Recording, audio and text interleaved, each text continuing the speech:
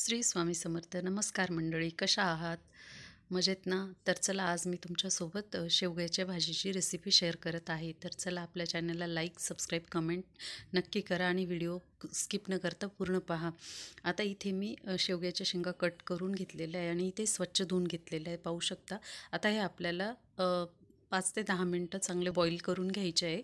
आता इथे मी एका पातेल्यात 2 ग्लास पाणी टाकलं. इथे थोडंसं मीठ टाकून घेते मी आणि हे आपल्याला 10 ते 15 मिनटं चांगलं बॉईल करायचं आहे.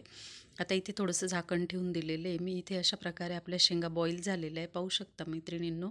आता इथे आपण मसाला तयार करून घेणार आहोत. तर इथे मी वाटण्यासाठी खोबरं, कांदा, लसूण आणि अद्रक एकत्रच करून घेतलेले आणि ते चांगलं भाजून घेतलेले तव्यावर, अशा प्रकारे पाहू शकता तुम्ही.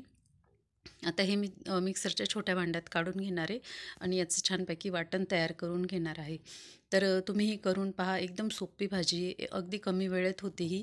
आता इथे मी थोडंसं वाटण वाटून झाल्यावर आता ह्याच्यात मी थोडंसं मीठ टाकून घेणार आहे. म्हणजे आपल्याला भाजीत मीठ टाकायचं नाही आहे, कारण आपण शिजताना पण मीठ टाकलेलं आहे बॉईल करताना, आणि आता इथे मसाल्यात पण मीठ टाकून घेणार आहोत. त्याच्यामुळे मग आपल्याला भाजीमध्ये मीठ टाकायची गरज नाही. तर आता इथे मी एक चमचा लाल तिखट घेतलेले आहे, 1 चमचा काळा तिखट घेतलेले आहे, पाहू शकता. काळा मसाला अजून 1 चमचा घेतला आहे काळा मसाला मी. असे 2 चमचे काळा मसाला घेतलेला आहे आणि थोडी चिमूटभर हळद घेतलेली आहे. मला लाल तिखट अजून थोडं कमी वाटतं, म्हणून मी अजून थोडंसं लाल तिखट घेते. म्हणजे जास्त तिखटही नको आणि जास्त फिकटही नको, अशी आपल्याला भाजी बनवायची आहे. तर इथे आता मी कढई ठेवून घेतलेली आहे, गरम केली थोडीशी गॅसवर. आता मी इथे 3 चमचे तेल टाकून घेतलेलं आहे आणि आपल्याला या वाटणाची अशी छानशी फोडणी करून घ्यायची.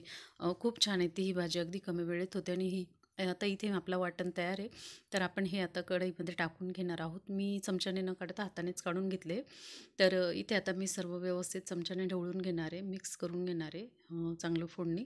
इथे मी थोडीशी हिरवी कोथिंबीर कट करून फोडणीमध्येच घातली आहे, म्हणजे त्याची टेस्ट छान येईल भाजीची. तर आता इथे मी थोडंसं बाजरीचं पीठ घेतलेलं आहे, याच्याने भाजी खूप छान येते. तर हे पण आपल्याला फोडणीच्या वेळेसच टाकून घ्यायचे. तर अशा प्रकारे आपली भाजीचा मसाला खूप छान होतो. एकदा करून पहा, खाऊन पहा. माझ्या चॅनलला लाईक, सबस्क्राईब, कमेंट नक्की करा आणि व्हिडिओ स्किप न करता पूर्ण पहा. तुमचं प्रेम असंच राहू द्या.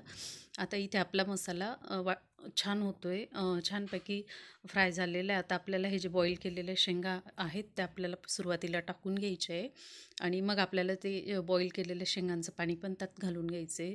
खूप छान येते ही भाजी. ही भाजी भाकरबरोबर, पोळीबरोबर किंवा भाताबरोबर पण खूप छान लागते. एकदा करून पहा. आता इथे आपली भाजी छान उकळते, तर खूप छान आली ही भाजी चवीला पण, आणि रंग पण खूप छान आलेला आहे, पाहू शकता तुम्ही. तर ही अशा प्रकारे आपली शेवग्याची भाजी तयार आहे. करून पहा, खाऊन पहा.